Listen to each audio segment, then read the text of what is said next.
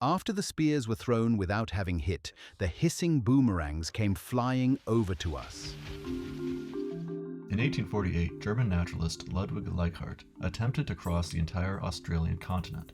Tragically, he and his men were never seen again. Leichhardt came to Australia in 1842 and spent 2 years exploring the mountains between Sydney and Brisbane. Along with plants, animals, and geography, he also documented the ancient foraging cultures that were rapidly disappearing. The narration for this video is taken from his diaries. I have observed the blacks in many circumstances. I have seen him as remnant of powerful tribes with his humpies before the public house, and I have seen him as a member of powerful independent warlike tribes. In my journal, there are many remarks which point at astuteness and at determination. The black with his weapons is no coward. Calmly he meets his enemies. He only fears unknown misfortune, such as the unknown wild blacks, whom his superstition endows with great power, and the white man with horse and gun. Let us return to the times when the free German lived in his cold forest. It seems to me that here is not much difference from the blacks of this region. They live together in little families. The whole tribe only comes together to fight, and not several friendly tribes. They lack chiefs. The elder alone has some power. The boys were initiated by degrees into the secrets of the elders. They marry by either stealing a wife or by being given one by a member of a friendly tribe, usually after distinguishing themselves in fighting. They often have 3 or more wives. Their battles bear more the character of tournaments. Both the disputing parties begin the battle song and then stand fast in battle lines opposite one another. They throw their spears, their womeras and waddies, which they likewise use in hand-to-hand fighting. They protect themselves with their shields. A black is rarely killed in these battles, but often wounded. Each one seems to have his opponent, and so the general fight becomes a single combat. As soon as one falls or is severely wounded, all his friends direct their spears at the same time against the one who caused the wound, and the latter, unable to avoid so many spears at once, either flees immediately or often falls in consequence of such a general attack. Blood revenge seems, however, to rest on him until either he is killed in consequence of it, or he pacifies the friends and relatives of the fallen one by gifts. Extermination battles seem to be completely lacking. I have only one example of a nocturnal raid, which I heard from Baker, who lived for 14 years among the blacks. The raid was foiled. Those attacked pursued the enemy tribe and killed many, including men, women, and children. This usually doesn't happen, women and children being spared. It seems, however, that the blacks try to do all possible damage to other tribes because they are extremely afraid of falling into the hands of hostile blacks. A black never walks alone willingly. He always has a companion who keeps watch when his friend climbs trees to look for possums or honey. When I went out with a black and he climbed trees for me, he usually asked me to watch out that no hostile black surprised him.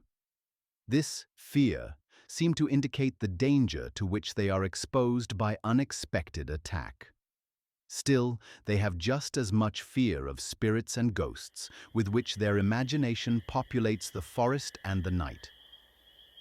All unknown blacks are enemies, whom they fear enormously. The southern blacks call these miles, and those of the local region jacuroos. Joint corroboree dances are signs of peace and alliances.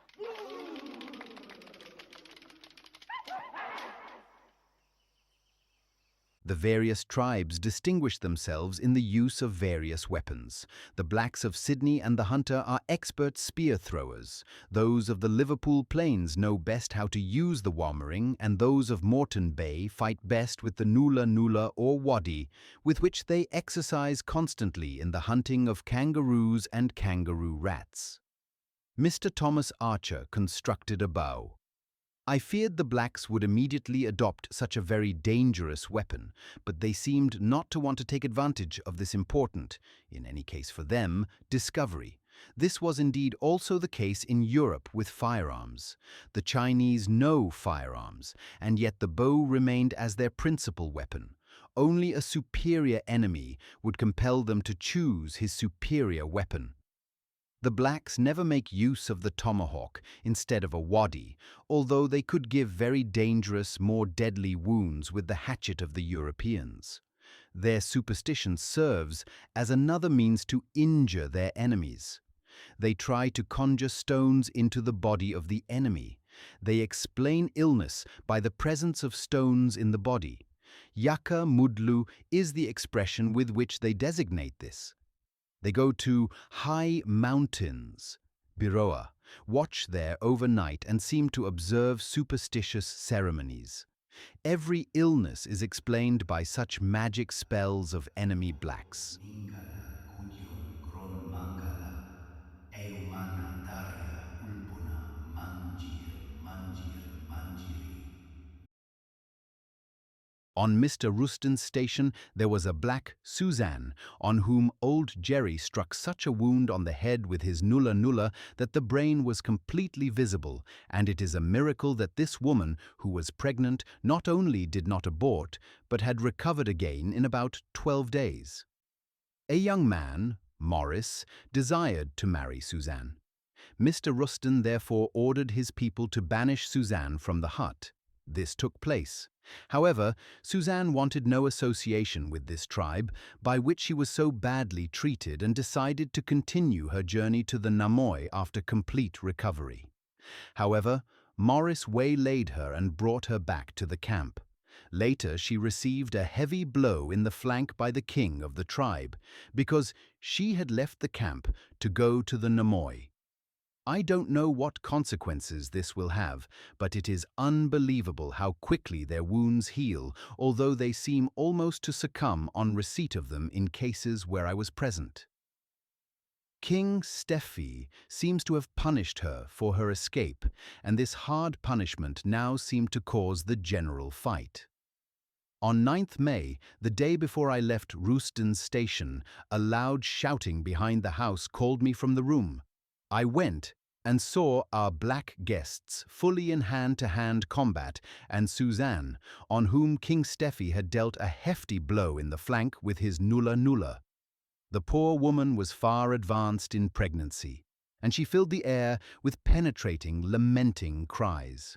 Finally, she was led to her fire, and the men continued the fight. Morris, a handsome young man, came out of the crowd with another, armed with heliman and nulla, and they applied themselves calmly, almost casually, to the fight, and began by turns to direct sustained hefty blows with the nullas on one another, which they parried with the heliman. After 3 or 4 blows, Morris's opponent tumbled down, and Morris fled a good way off, followed noisily by the remaining men of the tribe, while the women and the blind man collected around the fallen one with loud, penetrating, lamenting cries, laid his head in their laps, wiping the blood from his wound and shooing away the flies from him.